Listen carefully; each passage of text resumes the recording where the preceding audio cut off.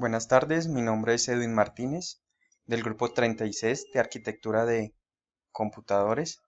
En este video vamos a hacer un resumen de todas las temáticas que se vieron en la materia.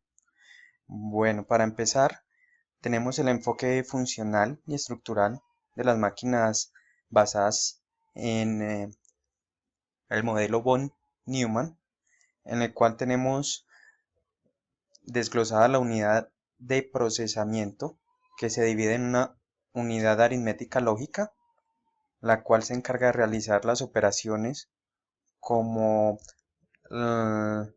álgebra y de tipo bool, la unidad de control, que administra las instrucciones almacenadas, una parte de memoria, que es la encargada de almacenar datos e instrucciones, y los dispositivos de entrada y salida encargados de alimentar la unidad de procesamiento. A continuación vimos un recuento de la evolución de los microprocesadores, empezando desde 1974 hasta el año 2007. Estos son los más representativos de cada época. Adicional de los sistemas numéricos que tratamos en el curso, lo que fue el cambio de información en cada formato, que es decimal, binario y hexadecimal. Y a continuación veremos unos ejemplos de cómo varían y cómo se representan los diferentes números en cada sistema. Empezamos con la conversión decimal a binario, en la cual se divide un número sucesivamente por 2 hasta que el resultado llegue a su mínima expresión. En este caso tomamos los residuos y escribimos el resultado en orden inverso. Acá tenemos un ejemplo. Tenemos el número 25 en decimal y nos da como resultado este número en binario. Acá tenemos el ejemplo ya en la tabla desarrollado y esta es la conversión decimal a binario. Seguimos con la conversión binario a decimal. Es muy similar, simplemente en este caso multiplicamos cada dígito por la base de 2, la cual tendrá un exponente que va a depender de la posición del dígito, teniendo como exponente el 0 o el primer dígito de la derecha. En este caso vamos a utilizar esta tabla para el siguiente ejemplo. Tenemos el número en binario, lo cual nos da 21 en decimal. Otra conversión que tenemos es de binario a hexadecimal, en el cual se toman 4 bits a la derecha y en caso de no formar grupos completos de 4, se añaden ceros a la izquierda, hasta que quede completo y finalmente se mira la tabla de equivalencias.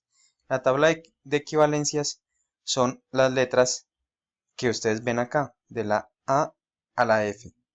Y tenemos el ejemplo de este número en binario, el cual lo convertimos a hexadecimal. Con la siguiente conversión es de hexadecimal a binario, en el cual se toman 4 bits hacia la derecha y en caso de no formar grupos completos se añaden ceros a la izquierda. Y finalmente se mira así como en la tabla,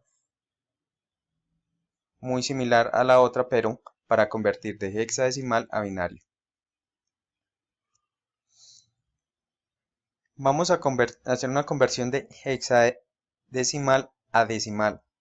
En este caso se toma cada dígito en la tabla equivalente y luego se multiplica cada número por la base 16, la cual va a ir elevada de acuerdo a la posición de cada dígito.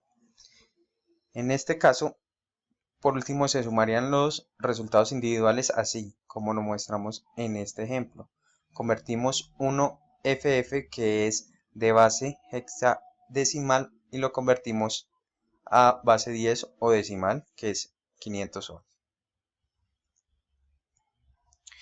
En este otro tema utilizamos como ejemplo la forma de lenguaje básico o assembler, o la forma de programar, en este caso los primeros procesadores, el cual fue el 8086.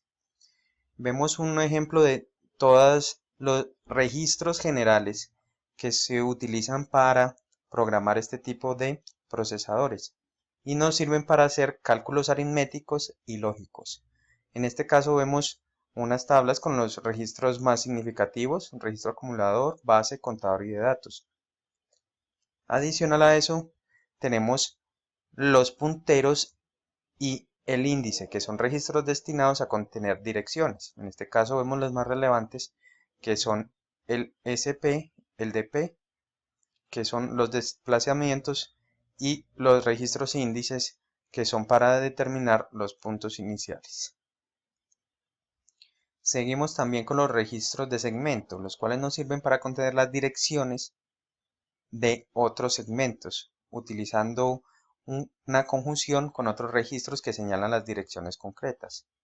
Estos registros de segmentos, estos son los más usados, que es segmento de código, de datos de pila y un segmento extra. El registro de instrucción indica el desplazamiento de la próxima instrucción a utilizar. Este es solo el registro IP. Por último, utilizamos banderas o registros banderas, que son de 16 bits, y los cuales 9 de ellos nos sirven para indicar el estado actual de la máquina y el resultado del procesamiento. Ok, por último, como tema final, hicimos una comparación de los microprocesadores tipo CISC y tipo RISC.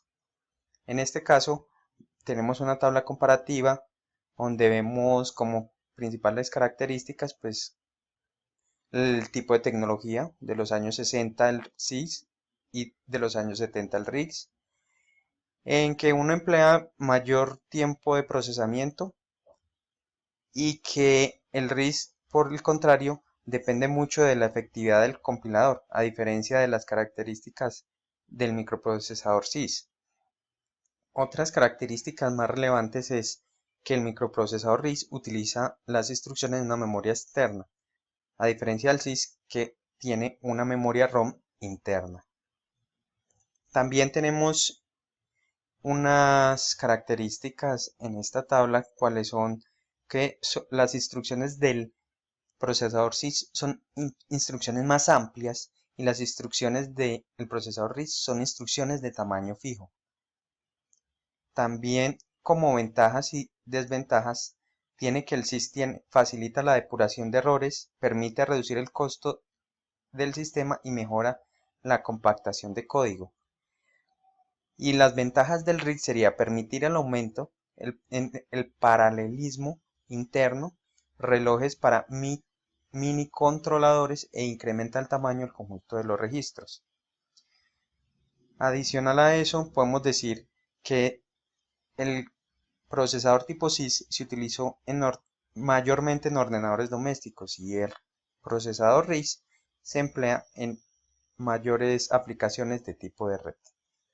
Muchas gracias. Este sería el recuento de todas las temáticas vistas a grosso modo en la materia arquitectura de computadores.